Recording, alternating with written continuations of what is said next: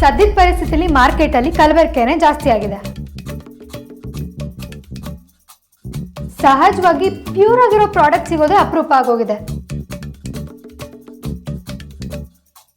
China product Indian ಮಾರ್ಕೆಟಿಗೆ ಬಂದ ಮೇಲಂತೂ price ಪೈಪೋಟಿ ಶುರುವಾಗಿ ಕ್ವಾಲಿಟಿಲಿ ಕಾಂಪ್ರಮೈಸ್ ಆಗೋ ಥರ ಆಯಿತು. ಅದನ್ನ ತಪ್ಪಿಸಿ ಒಳ್ಳೆ ಪ್ರಾಡಕ್ಟ್ನ ಆ್ಯಂಡ್ ನಮ್ಮ ದೇಸಿ ಪ್ರಾಡಕ್ಟ್ನ ವೈಡ್ ರೇಂಜಲ್ಲಿ ನಮ್ಮ ಜನಕ್ಕೆ ತಲುಪಿಸೋ ಉದ್ದೇಶದಿಂದ ಶುರುವಾದದ್ದೇ ಆದಿ ಆರ್ಗ್ಯಾನಿಕ್ಸ್.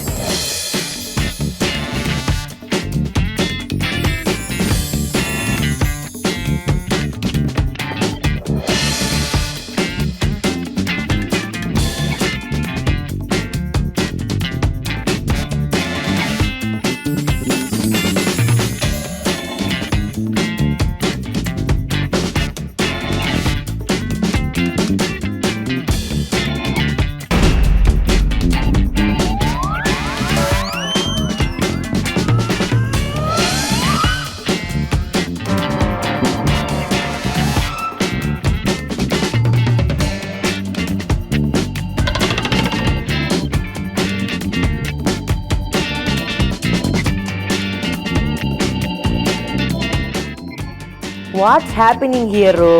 ಮನೆಯವರೆಲ್ಲ ವೇದಾಂತ ಅಮೂಲ್ಯನ ಸೇರಿಸಿ ವೇದ್ಯ ವೇದ್ಯ ಅಂತ ಹೆಸರಿಟ್ಟಿದ್ರು. ಕ್ಯಾಪಲ್ಲಿ ಸಾಹಿತ್ಯ ಬಂದಿದ್ರಿಂದ ವೇದಾಹಿತ್ಯ ಆಗ್ಬಿಡುತ್ತೆ ಅನ್ಕೊಂಡಿದ್ದೆ. ಆದ್ರೆ ಮತ್ತೆ ಕ್ಯಾಸೆಟ್ ಉಲ್ಟಾ ಪ್ಲೇ ಆಗಿ ವಾಪಸ್ಸು ವೇದ್ಯನೇ ಆಗೋ ಥರ ಇದೆಯಲ್ಲ.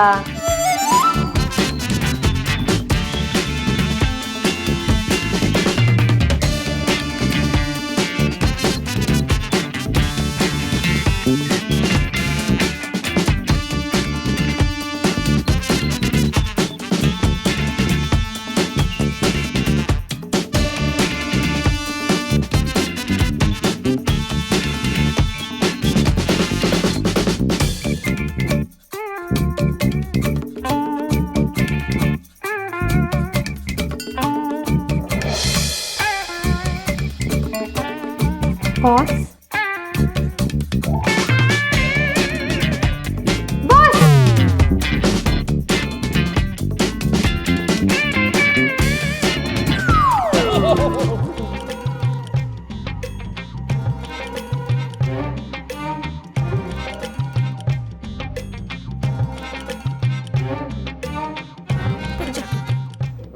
ಅದು ನೀವು ತುಂಬ ಚೆನ್ನಾಗಿ ಎಕ್ಸ್ಪ್ಲೈನ್ ಮಾಡ್ತಿದ್ದೀರಾ, ಇವಾಲ್ವ್ ಆಗಿಬಿಟ್ಟಿದೆ. ಹಾಗೆ ಇನ್ನೂ ಪ್ರಾಫಿಟಬಲ್ ಹೇಗೆ ಮಾಡೋದು ಅಂತ ಯೋಚನೆ ಮಾಡ್ತಿದ್ದೆ.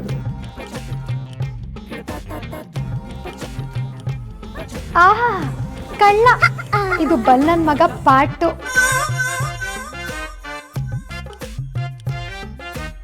ಬಾಸ್, ಇದರಲ್ಲಿ ಇಂಪ್ರೂವ್ಮೆಂಟ್ ಏನಾದರೂ ಬೇಕಾ? ಹಾಗೇನಾದರೂ ಇದ್ರೆ ಹೇಳಿ, ಆ್ಯಡ್ ಮಾಡ್ತೀನಿ. ನೋ ಇಂಪ್ರೂವ್ಮೆಂಟ್ಸ್ ಎಲ್ಲ ಸರಿ ಇಲ್ಲ. ಇದನ್ನ ರಹೇಜಸ್ಗೆ ಮೇಲ್ ಮಾಡೋಣ.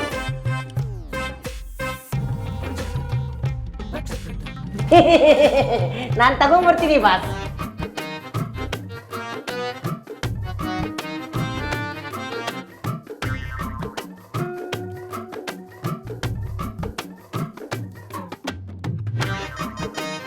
ಒದ್ದೆ ಆಗಿರೋ ಬೆಕ್ಕು ಮೈ ಕೊಡುಕೊಂಡು ಫ್ರೆಶ್ ಆಗಿರೋ ಥರ ಬಿಲ್ಡಪ್ ಕೊಡ್ಬೋದು, ಆದರೆ ನೆಲದ ಮೇಲೆ ಹೆಜ್ಜೆ ಗುರುತು ಕಾಣದೇ ಇರುತ್ತಾ?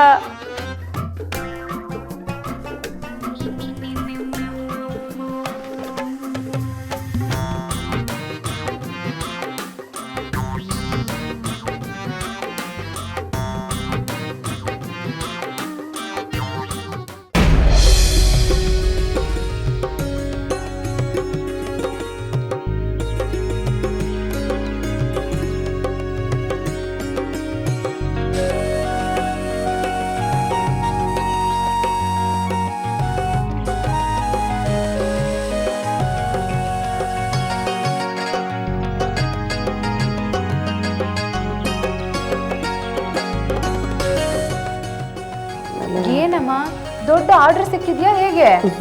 ಹೌದಮ್ಮ, ತುಂಬ ದಿನಗಳ ಮೇಲೆ ಒಂದು ಒಳ್ಳೆ ಆರ್ಡರ್ ಸಿಕ್ಕಿದೆ. ಭರ್ತಿ 100 ಜನಕ್ಕೆ ಅಡುಗೆ ಮಾಡಬೇಕು. ಏನೇನು ಅಡುಗೆ ಬೇಕು ಅಂತ ಕೂಡ ಹೇಳಿಬಿಟ್ಟಿದ್ದಾರೆ.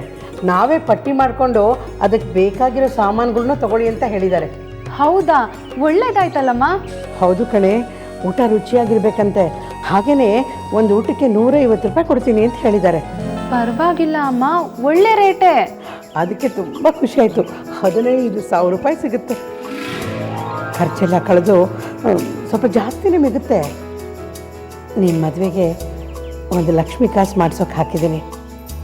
ಇದು ಸಿಕ್ಬಿಟ್ರೆ ಚೀಟಿ ಕೂಗೋವರೆಗೂ ಕಾಯಬೇಕಾಗಿಲ್ಲ. ಅದೆಲ್ಲ ಯಾಕಮ್ಮ ಬೇಕಿತ್ತು? ಯಾವುದು ಬೇಡ ಅಂದರೆ ಹೇಗಮ್ಮ? ನೀನು ಸುಮ್ಮನೆ ಇರು, ನಿನಗೇನು ಅರ್ಥ ಆಗಲ್ಲ. ನಾನು ಏನೇನು ಬೇಕು ಅಂತ ಹೇಳ್ತಾ ಹೋಗ್ತೀನಿ, ನೀನು ಪಟ್ಟಿ ಮಾಡ್ಕೊ. ಹಾಂ, ಸರಿ ಅಮ್ಮ, ಹೇಳು. ಕಡಲೆಬೇಳೆ 1 kg, ಕೋಸಂಬರಿಗೆ ಇದು ಕಾಬೂಲಿ ಕಡಲೆ ಇರುತ್ತಲ್ಲ ಅದು ಬೇಕು, ಅದು ಒಂದು 3/4 kg ಬರ್ಕೊ. ಯಾವ್ಯಾವ ಐಟಮ್ ಬೇಕೋ ಅದನ್ನು ಹೇಳು. ಮಾರ್ಕೆಟಿಗೆ ಹೋದಾಗ ಅದನ್ನು ನೋಡ್ತಿದ್ದಂಗೆ ಯಾವ್ದು ಬೇಕು ಯಾವ್ದು ಬೇಡ ಅಂತ ಗೊತ್ತಾಗುತ್ತೆ. ಪಲಾವ್ಗೆ ರಾಯ್ತ ಬೇಕು, ಪೂರಿಗೆ ಸಾಗು, ಆಮೇಲೆ ಮಾಮೂಲಿ ನಾವು ಮಾಡೇ ಮಾಡ್ತೀವಲ್ಲ ಹುಳಿ ಮತ್ತು ಸಾರು, ಜೊತೆಗೆ ಮಜ್ಜಿಗೆ ಹುಳಿನೂ ಬೇಕು ಅಂತ ಹೇಳಿದ್ದಾರೆ. ಸರಿ ಅಮ್ಮ, ನಾನೇ ಹೋಗಿ ತಂದುಬಿಡ್ತೀನಿ. ಆಯ್ತಮ್ಮ. ಇಷ್ಟೆಲ್ಲ ಮಾಡಿದರೆ ಕೈಯಿಂದನೇ ಖರ್ಚಾಗುತ್ತೆ, ಆಮೇಲೆ ಖಂಡಿತ ಲಾಸ್ ಆಗುತ್ತೆ.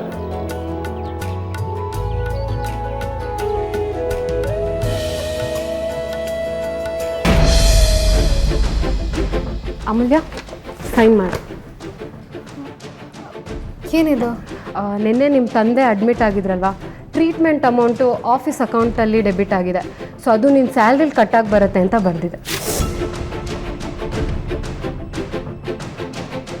ಆ್ಯಕ್ಚುಲಿ ಟ್ರೀಟ್ಮೆಂಟ್ ಅಮೌಂಟ್ ತುಂಬ ಜಾಸ್ತಿ ಇರೋದ್ರಿಂದ ಈ ಸಲ ನಿಮಗೆ ಸ್ಯಾಲ್ರಿನೇ ಬರಲ್ಲ.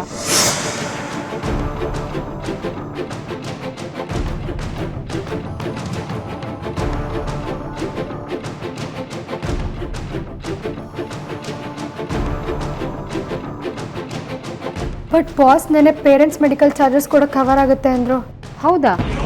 ಅದು ಮ್ಯಾನೇಜ್ಮೆಂಟ್ ಸ್ಟಾಫ್ಗಿದ್ರೂ ಇರ್ಬೋದು, ಬಟ್ ಡೌನ್ ಲೆವೆಲ್ ಸ್ಟಾಫ್ಸ್ಗೆ ಅಂತ ಯಾವ ಪಾಲಿಸಿನೂ ಇಲ್ಲ. ನನ್ನ ವೇದಾಂತ್ಗೆ ಕನ್ಫ್ಯೂಸ್ ಆಗಿರಬೇಕು.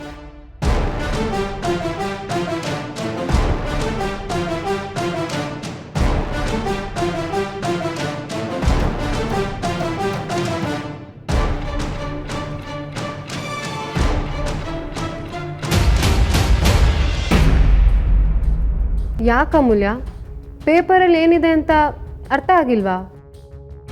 ಮತ್ತೆ ಮತ್ತೆ ಓದ್ತಾ ಇದೆಯಾ? ನಾನು ಎಕ್ಸ್ಪ್ಲೇನ್ ಮಾಡಬೇಕಾ? ಬಟ್ ಸಿಂಪಲಾಗೆ ಮಾಡಿದ್ನಲ್ಲ. ಅರ್ಥ ಆಯಿತು ಸಾಹಿತ್ಯ, ಅದಕ್ಕೆ ಟೆನ್ಷನ್ ಆಗ್ತಿರೋದು. ಸದ್ಯಕ್ಕೆ ನಮ್ಮ ಮನೆಗೆ ನನ್ನ ಸ್ಯಾಲ್ರಿನೇ ಆಧಾರ.